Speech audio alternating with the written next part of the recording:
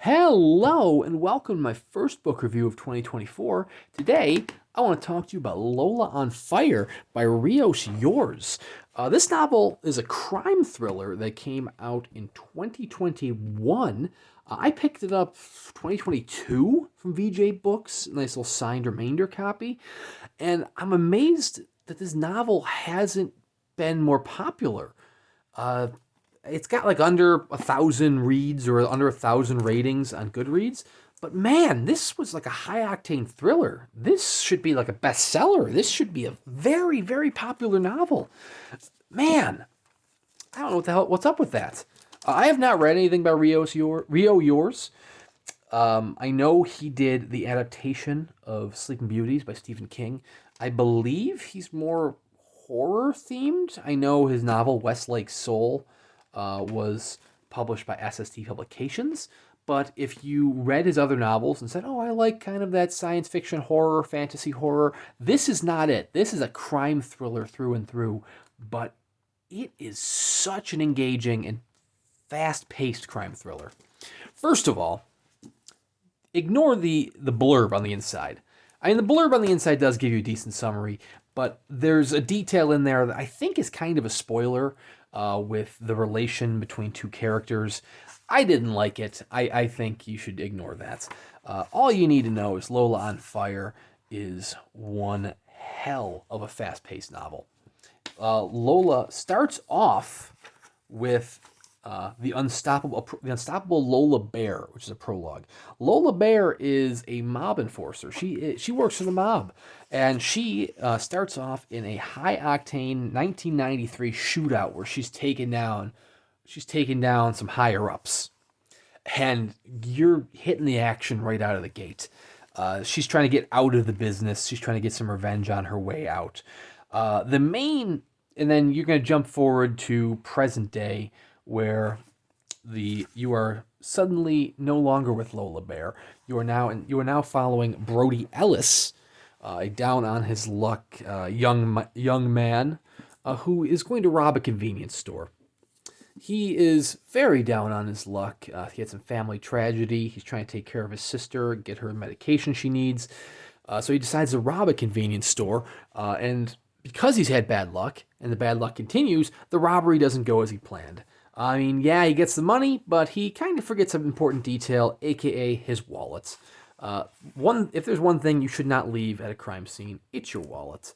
But lucky for him, a pedestrian finds his wallet, a good Samaritan, if you will, in the form of Blair.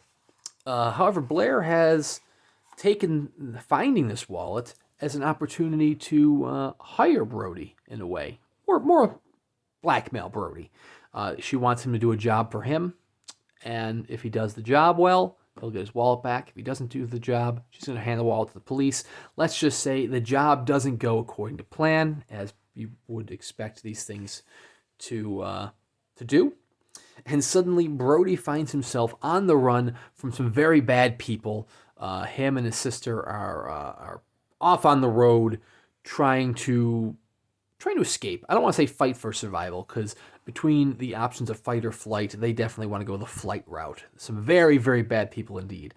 And then you get to the bulk of the novel, which is a chase. It's a chase between said bad people and Brody and his sister as they try to track down anybody who could possibly help them, which is going to eventually lead back to Lola Bear from the prologue, who is kind of getting her own hell unleashed back in 1993. Paths are going to cross. And like I said, it is a high-octane novel. This thing is a roller coaster. The action is crazy. You're going from one action scene to the other. If there's going to be like some AMC television mini series about this is going to be a novel that fits well into that format.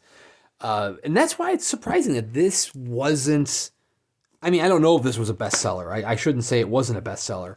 All I'm saying is I went to mark it as read on Goodreads, and it only had like 815 ratings, which is way too small for what this novel deserves. I'm definitely going to want to go check out more Rio Yours. It reminded me in a way of Blacktop Wasteland by S.A. Cosby. That was very much another high octane thriller, although that one is more of a car thriller, like car heists. But, similar circumstances where somebody's trying to uh, do one little job to get out of a lifestyle or make things right. And that one job doesn't go right, and suddenly you're on the edge of your seat wondering what's going to happen next. So if you've read Blacktop Wasteland by S.A. Cosby and you loved it, you're going to like Lola on Fire. I will say the character names are a little goofy. Primarily Blair Mayo or Lola Bear. They sound like characters in a Richard Scarry novel. But anyways, they are some unforgettable characters in a unforgettable read. It's fantastic. Another comparison that I want to give, if you're a fan of it, is Breaking Bad. It reminded me of Breaking Bad in a way, and not just because one of the main characters from each has cerebral palsy, but I mean the circumstances are different. Walter White has, he's got cancer. Brody just has absolutely terrible luck and family tragedy, but both are trying to do good by their family. Walter White turns to cooking meth to try to make things right for his family. Brody decides to rob a convenience store to help out his family. Both of them have to do very unpleasant things, and suddenly they find themselves mixed in with some very bad people and kind of going head to head with both said bad people. Obviously, Walter White, he sticks around in Albuquerque and kind of takes those things head on, whereas Brody has to, quite frankly, he has to flee. He has to leave the state to try to make things right.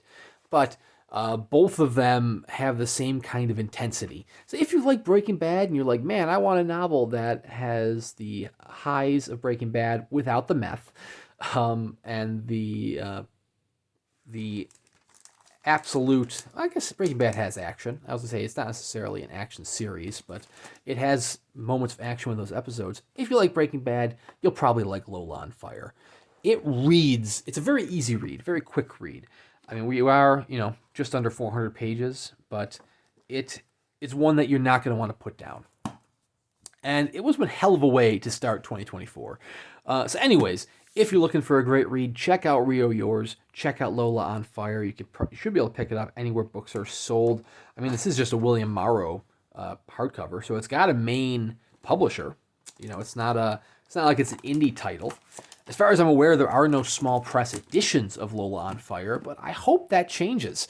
Michael Koryta gave it praise. I guess you could say it's favorably compared to Michael Koryta as well. I really hope that Levidian maybe gives the treatment to Lola on Fire, because this is kind of in that Michael Koryta wheelhouse, and we know that Brian James Freeman is friends with Michael Koryta, so maybe he would be friends with Rio Youers as well. We'll see. I mean, it's like I said, it is through and through a crime thriller, and I know the two titles published by Koryta, aka Scott Carson, they were under the Scott Carson pen name, have more of a supernatural vibe to it, so maybe it wouldn't necessarily fit in with Levidian. But if he ever expands out into it, I think, maybe Levidian would do a good job here. If not that, then maybe Midworld Press. Midworld Press did Blacktop Wasteland by S.A. Cosby. But anyways, I'm just speculating now. Seriously, check out Lola on Fire, Rio Youers. If you want a great action thriller, you will not regret it. I'm doing at least one book review a week here, so please consider liking and subscribing to watch more of these book reviews. Thank you very much for watching, and we'll see you around next time.